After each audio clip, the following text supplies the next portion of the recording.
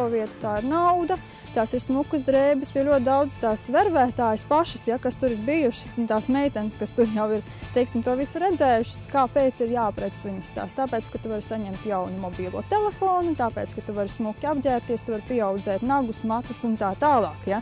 Realitāte izrādās pavisam cita nekā meitenes sākumā ir iedomājušas.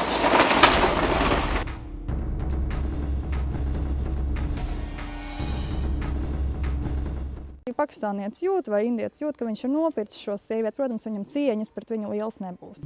Если мужчина дает деньги, я думаю, то он не будет какое отношение может быть, да.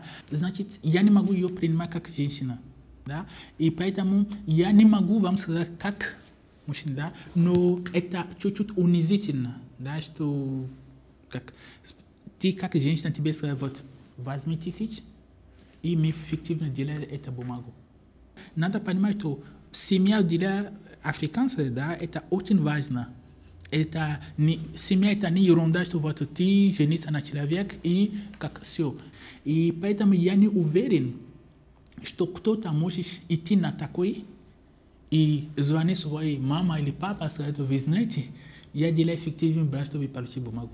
Нет. Да?